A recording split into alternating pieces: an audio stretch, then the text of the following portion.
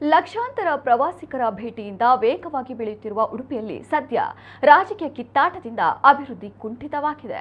ಹಾಲಿ ಶಾಸಕರು ಮತ್ತು ಮಾಜಿ ಶಾಸಕರ ನಡುವೆ ನಡೀತಾ ಇರುವ ಶೀತಲ ಸಮರಕ್ಕೆ ಉಡುಪಿ ನಗರ ಬಲಿಪಶುವಾಗಿದೆ.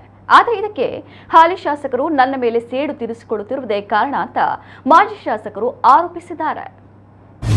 ಉಡುಪಿ ಹಾಲಿ ಮಾಜಿ ಶಾಸಕರ ಮುಸುಕಿನ ಗುದ್ದಾಟ. ಅಭಿವೃದ್ಧಿ ಕಂಟಕವಾದ ದ್ವೇಷ ರಾಜಕಾರಣದ ಆರೋಪ. ಕೃತಜ್ಞ ಎಂದು ಹಾಲಿ ಶಾಸಕರನ್ನು ಟೀಕಿಸಿದ ರಘುಪತಿ ಭಟ್. ಸಿಂಪಲ್, ನೀವು ಯಾರಾದ್ರೂ ಕೋರ್ಕೊಂಡು ನಮ್ಮ ಬಗ್ಗೆ ಯಾವ ರೀತಿ ಅವಹೇಳನ ಶಬ್ದದಲ್ಲಿ ಮಾತಾಡ್ತಾರೆ ಅಂತ ಹೇಳುವಂತ ಕೇಳ್ಕೊಳ್ಳಿ. ಅಂದ್ರೆ ಅದಲ್ಲ, ಅಂದ್ರೆ ಒಬ್ಬ ಸಜ್ಜನ MLAಗಳ ಪಾತ್ರ ಅದಲ್ಲ. ಆ ರೀತಿ ನಮಗೆ ಬೇಸರ ಇದೆ. ಯಾಕಂದ್ರೆ ನಾವು ಅವರ ವೈಯಕ್ತಿಕ ಬೆಳವಣಿಗೆಯಲ್ಲೂ ನನ್ನದು ಕೊಡುಗೆ ಇದೆ. ಇದನ್ನು ನಮ್ಗೆ ಎಕ್ಸ್ಪ್ಲೇನ್ ಮಾಡಿದ್ದೀನಿ.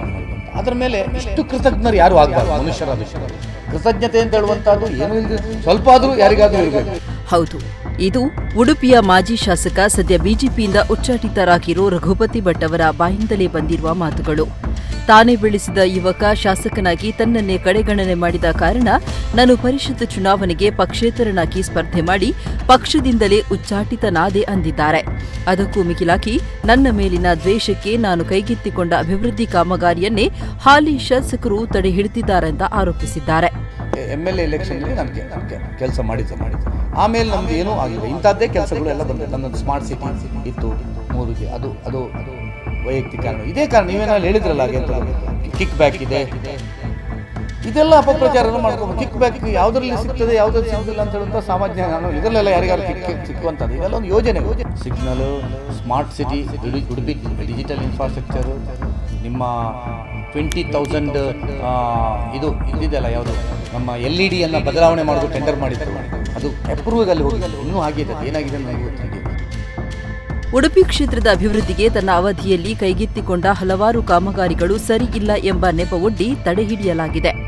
ಅದರಲ್ಲಿ ಪ್ರಮುಖವಾಗಿ ಉಡುಪಿ ನಗರದ ಸಂಚಾರ ದಟ್ಟಣೆಗೆ ನಿಯಂತ್ರಣ ತರಲು PPP ಮಾದರಿಯಲ್ಲಿ ನಿರ್ಮಿಸಲಾದ ಅತ್ಯಾಧುನಿಕ ವ್ಯವಸ್ಥೆಯುಳ್ಳ ಸಿಗ್ನಲ್ ಲೈಟ್ ಈಗ ಚರ್ಚೆಯ ವಿಷಯವಾಗಿದೆ.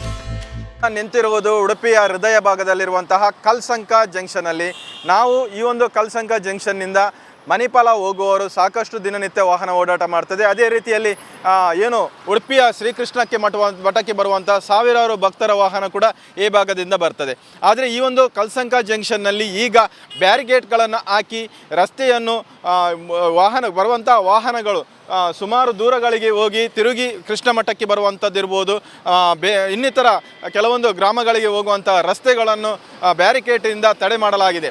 ಅಂದರೆ ಉಡುಪಿಯ ಏನು ಮಾಜಿ ಶಾಸಕರಾದಂತಹ ಏನು ರಘುಪತಿ ಭಟ್ ಅವರೊಂದು ಹೈಟೆಕ್ ಸಿಟಿಗಳನ್ನಾಗಿ ಮಾಡಬೇಕು ಎಂಬ ದೃಷ್ಟಿಯಿಂದ ಇಲ್ಲಿ ಸಿಗ್ನಲನ್ನು ನಿರ್ಮಾಣ ಮಾಡಿದರು. ಈ ಒಂದು ಸಿಗ್ನಲ್ಗೆ ಬೇಕಾದಂತಹ ಎಲ್ಲ ಪರಿಕರಗಳನ್ನು ತಯಾರಿ ಮಾಡಿದರು. ಅಷ್ಟರ ಮಟ್ಟಿಗೆ ಈ ಒಂದು ಏನು ತಮ್ಮ MLA ಸ್ಥಾನ ಹೋಗಿರುವುದರಿಂದ ಮುಂದೆ ಅದು ಮುಂದುವರಿಸಿಲ್ಲ.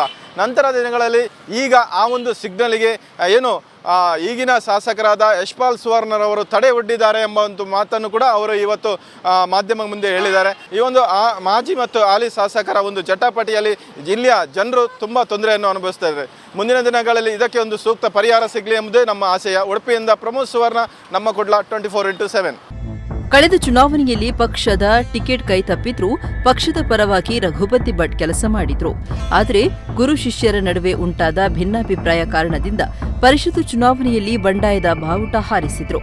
ಇದನ್ನ ಕಾರಣವಾಗಿಟ್ಟುಕೊಂಡು ಹಾಲಿ ಶಾಸಕರು ಉಡುಪಿಯ ಅಭಿವೃದ್ಧಿಗೆ ತಾನು ನೀಡಿದ ಯೋಜನೆಗಳನ್ನು ಹಳ್ಳ ಹಿಡಿಸ್ತಾ ಇದ್ದಾರೆ ಅಂತ ಆರೋಪಿಸಿದ್ದಾರೆ. ತಾನೇ ಬೆಳೆಸಿದ ಹುಡುಗ ಇಂದು ತನಗೆ ತಿರುಗಿ ನಿಂತಿರುವುದರಿಂದ ಬೇಸರಗೊಂಡಿರುವ ರಘುಪತಿ ಭಟ್ ಮುಂದಿನ ಚುನಾವಣೆಯಲ್ಲಿ ಸ್ಪರ್ಧೆ ಮಾಡುವ ಇಂಗಿತ ವ್ಯಕ್ತಪಡಿಸಿದ್ದಾರೆ. ಮಾತೃಪಕ್ಷ ಸೇರಿಯಾದರೂ ಸರಿ, ಬೇರೆ ಪಕ್ಷವಾದರೂ ಸರಿ, ಯಾವುದೂ ಇಲ್ಲ ಅಂದ್ರೆ ಪಕ್ಷೇತರನಾಗಿ ಆದರೂ ಸ್ಪರ್ಧೆ ಮಾಡುವುದಾಗಿ ಹೇಳಿದ್ದಾರೆ. ಚುನಾವಣೆ ನಿಲ್ತೇನೆ, ಪಕ್ಷದ ಈಗ ನಾನು ವಿಧಾನ ಪರಿಷತ್ ನಿಲ್ತೇನೆ, ಹಾಗೆ ನಿಲ್ಬೋದು, ಬಿಜೆಪಿಯಲ್ಲಿ ನಿಲ್ಬೋದು, ಅದೇನು ಪ್ರಶ್ನೆ ಇಲ್ಲ. ಅಂತೂ ಒಂದು ಚುನಾವಣೆ ನಾನು ನಿಲ್ಲಬೇಕು ಅಂತ ಇದು ಮಾಡಿದ್ದೆ MLA. ಯಾಕಂದರೆ ನನ್ನನ್ನು ಜನತೆ ಇಲ್ಲಿಯವರು ಸೋಲಿಸಲಿಲ್ಲ. 3 ಚುನಾವಣೆಯಲ್ಲಿ ಜನ ಗೆದ್ದಿದ್ದಾರೆ. ನನಗೆ ಪ್ರತಿ ದಿವಸ ಜನ ಇಲ್ಲಿ ನಾನು ದಿನಾವೂ ನನ್ನ ಜನರ ಕೆಲಸ ಮಾಡ್ತಾ ಇಲ್ಲ. ಇಲ್ಲ ಸರ್, ನಿಮ್ಮ ಸೇವೆ, ನೀವಿರುವಾಗ ಆದ ಕೆಲಸಗಳು, ನೀವಿದ್ದಂಥ ರೆಸ್ಪಾನ್ಸಿಬಲ್, ನೀವು ಚುನಾವಣೆ ನಿಲ್ಲಬೇಕು ಅಂತ ಹೇಳಿದ್ದಾರೆ. ಯಾವುದರಲ್ಲಿ ನಿಲ್ಲೋದು ಅಂತ ಹೇಳುವಂಥದ್ದು ಈಗೇನಿಲ್ಲ. ಈ 3 ವರ್ಷ ಇದೆಯಲ್ಲ, ಅದನ್ನು ಒಟ್ಟಾರೆ ಇವರಿಬ್ಬರ ಕೋಲ್ಡ್ ವಾರ್ಗೆ ನೂರಾರು ಕೋಟಿ ಸಾರ್ವಜನಿಕರ ಹಣ ಪೋಲಾಗ್ತಾ ಇದ್ದು ಕನಿಷ್ಠ ಕೈಗೆತ್ತಿಕೊಂಡ ಕಾಮಗಾರಿಯನ್ನ ಪೂರ್ಣಗೊಳಿಸಿ ಅಂತ ಜನ ಆಗ್ರಹಿಸಿದ್ದಾರೆ. ಜನಪ್ರತಿನಿಧಿಗಳನ್ನ ಅಭಿವೃದ್ಧಿ ಮಾಡಿ ಅಂತ ಆಯ್ಕೆ ಮಾಡಿದ್ರೆ ಇಲ್ಲಿ ವೈಯಕ್ತಿಕ ದ್ವೇಷಕ್ಕೆ ಅಭಿವೃದ್ಧಿ ಸ್ಥಗಿತವಾಗಿದೆ ಅಂತ ಜನ ಆರೋಪಿಸಿದ್ದಾರೆ. ಪ್ರಭು ಸುವರ್ಣ ಕಟಪಾಡಿ, ನಮಕುಳ್ಳ ನ್ಯೂಸ್ 24/7 ಉಡುಪಿ.